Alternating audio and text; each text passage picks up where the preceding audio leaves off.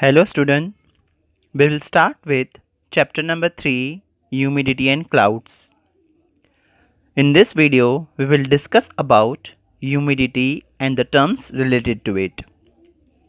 But before we proceed, I want to clear some points with you. Climate and weather are two different concepts of atmosphere. Climate is a long state situation of the atmosphere. Weather is a short state situation of the atmosphere. Climate takes time to change, while weather changes every day. Okay? Now, look at the pictures and describe the weather condition of the places shown in these pictures. While describing the weather, words like hot, dry, cold, etc. are used, as weather is stated on the basis of dampness or dryness of the air. For example, we say in Rajasthan the weather is dry and hot as there is hardly any moisture in the air. While discussing weather of places like Kashmir or any hilly areas, we say it is cold and dry as moisture is minimal. And that of discussing weather of places like Mumbai or any other coastal areas, we say weather is hot and humid as moisture in the air is very high. This means while describing weather condition, moisture in the air is a major component that is taken into consideration. For precipitation to take place, presence of moisture in the air is very important. Then, where does moisture in the air comes from? Evaporation. You must have heard this word, evaporation. Yes. Evaporation is the process of converting water into steam or water vapor.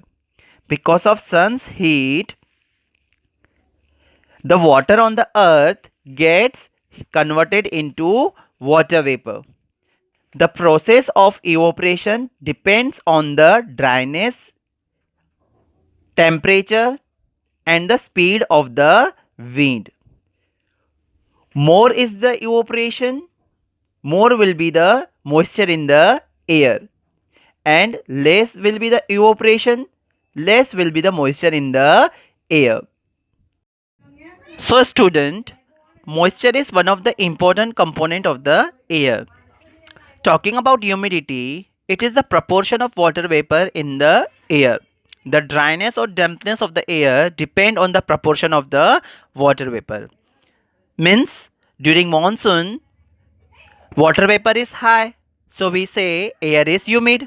And during summer, water vapor is less, so we say air is dry, isn't it? Students, air can hold moisture but in specific quantity at specific temperature only. That means air has limit to hold the water in it. Students, from this we can learn that as the air cools down, its moisture holding capacity reduces. This also implies that warmer air can hold more moisture than the cold air.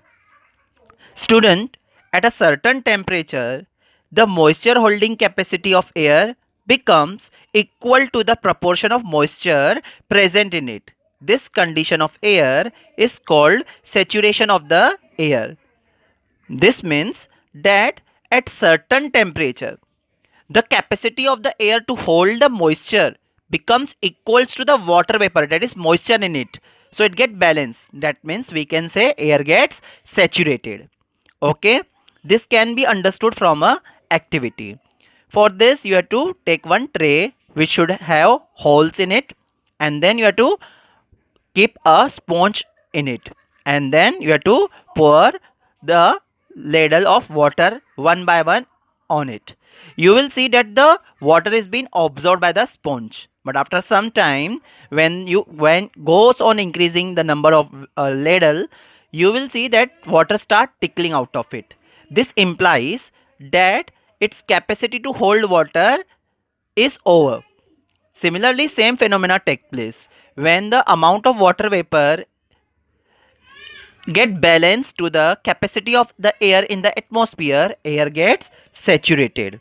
Okay, student, when the air gets saturated, the proportion of moisture in the air, if it exceeds then its holding capacity, then precipitation in the form of rain or snow occurs on the earth. Student, now talking about absolute humidity.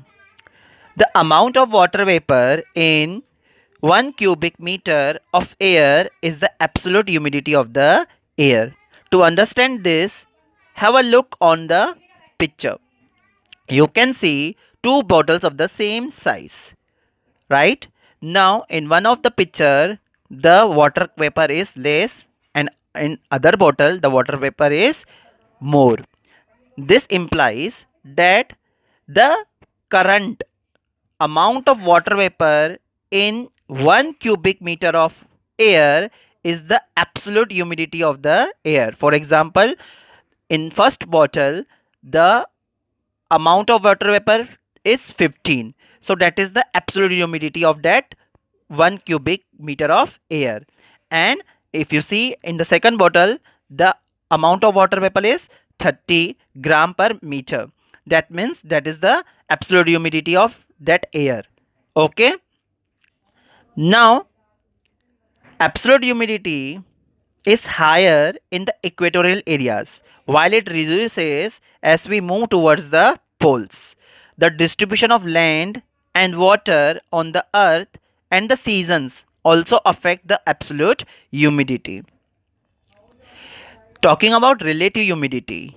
Relative humidity is the percentage of how much moisture in the air compared to how much air is capable of holding at that temperature.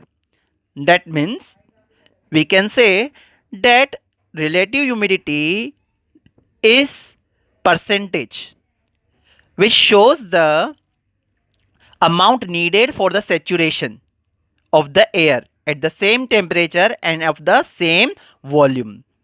Humidity can be calculated as absolute humidity upon vapor holding capacity into 100. Student, if the amount of water vapor changes according to difference in temperature, so the relative humidity will also change.